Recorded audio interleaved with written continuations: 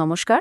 সাদেক হোসেনের একটি দারুণ গাইডের ওপর ভিত্তি করে তৈরি আমাদের আজকের এই স্পেশাল এক্সপ্লেনারে সবাইকে স্বাগত জানাচ্ছি। সত্যি বলতে আজ আমরা কোডিংয়ের এমন কিছু ব্রুটালি অনেস্ট বা রূঢ়ভাবে সত্য ভুল নিয়ে কথা বলবো, যেগুলো প্রোডাকশন লেভেলে একেবারে সাইক্লোন বইয়ে আনতে পারে। মজার ব্যাপার হলো, একদম জুনিয়র থেকে শুরু করে 5 বছরের অভিজ্ঞ ডেভেলপার সবাই এই ভুলগুলো কখনো না কখনো করে থাকেন। তো চলুন কোড বেসে লুকিয়ে থাকা এই সাইলেন্ট টাইম বোমাগুলো নিয়ে বিস্তারিত আলোচনা শুরু করা যাক। পুরো ব্যাপারটাকে আমরা 4টা ভাগে ভাগ করেছি।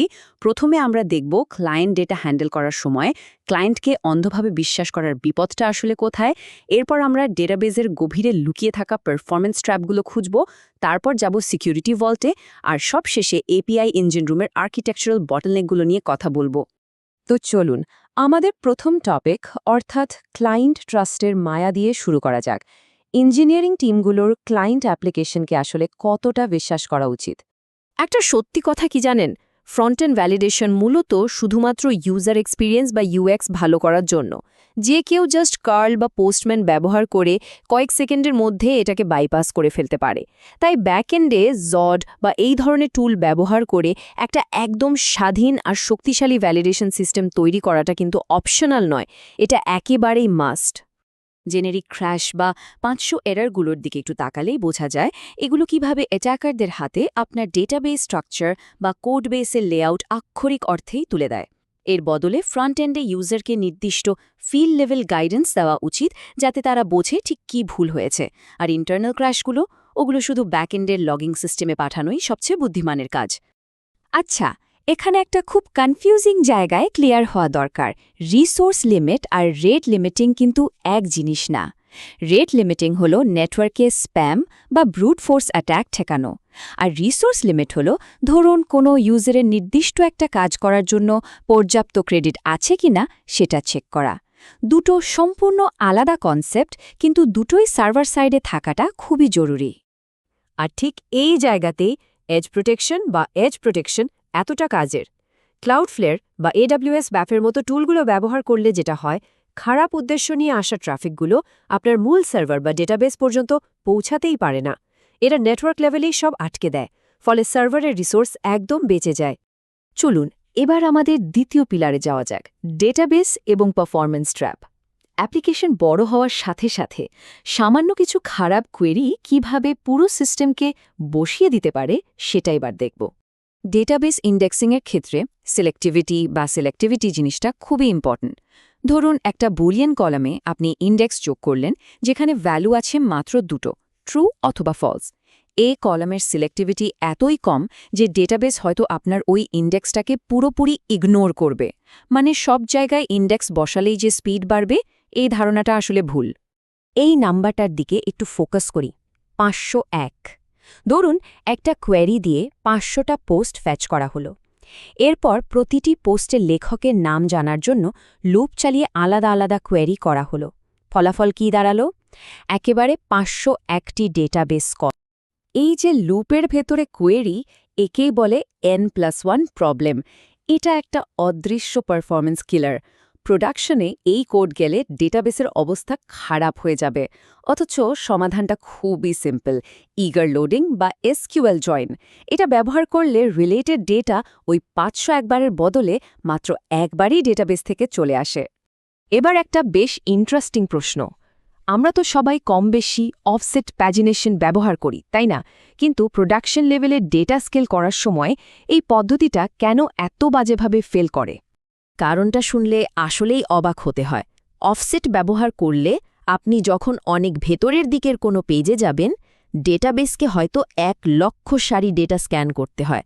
তারপর সে 99,980টা ডেটা ফেলে দিয়ে শুধু শেষের 20টা ডেটা আপনাকে দেয়। কী পরিমাণ রিসোর্স নষ্ট হচ্ছে ভাবুন। এ কারণেই প্রোডাকশনে কার্সার বেসড প্যাজিনেশনের কোনো বিকল্প নেই। আমরা চলে এসেছি আমাদের তৃতীয় টপিকে, সিকিউরিটি এবং এক্সপোজড সিক্রেটস। এই জায়গায় করা ভুলগুলো আসলে সবচেয়ে বেশি ডেঞ্জারাস। অথেন্টিকেশন আর অথরাইজেশনের মধ্যে পার্থক্যটা একদম ক্রিস্টাল ক্লিয়ার হওয়া দরকার। সিস্টেমে লগ করতে পারা মানেই কিন্তু সিস্টেমে যা খুশি তা করার পারমিশন পাওয়া নয়। দুর্ভাগ্যজনক হলেও সত্যি, আজকালকার অনেক কোড বেসে এই ওনারশিপ চেক বা মালিকানা যাচাইয়ের ব্যাপারটা বেমালুম ভুলে যাওয়া হয়। আর এই পারমিশন চেক ইগনোর করার কারণেই জন্ম নেয় আইডোর ভালনারেবিলিটি। জাস্ট চিন্তা করুন, ব্রাউজারের ইউআরএলে /invoices1042 থেকে কেউ যদি ম্যানুয়ালি 1043 লিখে এন্টার দেয় আর কোনো পারমিশন চেক না থাকায় যদি সে অন্য আরেকজনের ইনভয়েস দেখতে পায়, তাহলে ব্যাপারটা কতটা ভয়াবহ হতে পারে? পাবলিক এপিআই রেসপন্সে কিছু জিনিস কখনোই পাঠানো উচিত নয়। পাসওয়ার্ড, ইমেল, ফোন নম্বর বা সিকিউরিটি টোকেন, এই ফিল্ডগুলোকে রীতিমতো ব্যাঙ্ক অ্যাকাউন্ট নম্বরের মতো সিকিউর রাখা উচিত। ইউজার ডেটা ডিফল্টভাবে রিটার্ন করার অভ্যাসটা একেবারে বাদ দিতে হবে। পাসওয়ার্ড প্লেন টেক্সটে সেভ করা তো ক্রাইম, এমনকি MD5ও এখন আর সেফ না। এর বদলে বিক্রিপ্টের মতো সল্টেড হ্যাশিং ব্যবহার করতে হবে। আর একটা মারাত্মক ভুল হল সোর্স কোডে এপিআই কি হার্ডকোড করা। গিটহাবে পুশ করার কয়েক মিনিটের মধ্যেই কিন্তু অটোমেটেড বটগুলো সেটা স্ক্র্যাপ করে নিয়ে যাবে।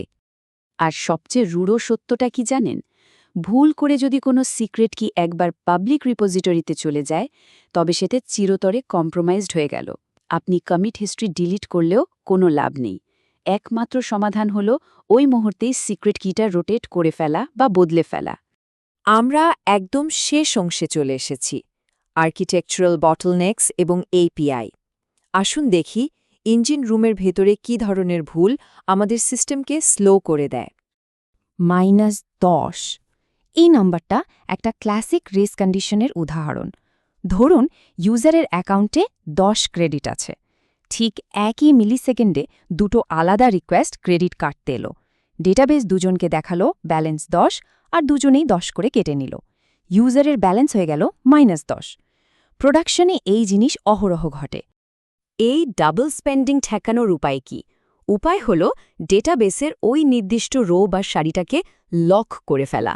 অ্যাটমিক এসকিউএল আপডেট বা সিলেক্ট ফর আপডেট ব্যবহার করলে এই রেস কন্ডিশন খুব সহজেই অ্যাভয়েড করা যায়, ফলে ডেটার কনসিস্টেন্সি বজায় থাকে। এবার আসি এপিআই কলের কথায়। ধরুন আপনার 3টা স্বাধীন ডেটা ফেচ করতে হবে। একটার পর একটা কল করে খামোখা ইউজারকে 500 মিলিসেকেন্ড ওয়েট করানোর তো কোনো মানে হয় না। এর বদলে promise.all ব্যবহার করে একসাথে প্যারালেলি কলগুলো ফায়ার করলে ওই একই কাজ মাত্র 100 মিলিসেকেন্ডে হয়ে যেতে পারে। আর হ্যাঁ, ডুপ্লিকেট এপিআই কল কিন্তু সার্ভারের 12টা বাজিয়ে দেয়। একজন ইউজার অধৈর্য হয়ে সাবমিট বাটনে 3 বার ক্লিক করল আর 3টা রিকোয়েস্ট সার্ভারে চলে গেল। এটা আটকাতে ফ্রন্ট এন্ডে বাটন ডিসেবল করা, বোট কন্ট্রোলার ব্যবহার করা বা রিয়্যাক্ট কোয়েরির মতো স্মার্ট টুল ইমপ্লিমেন্ট করাটা ভীষণ জরুরি।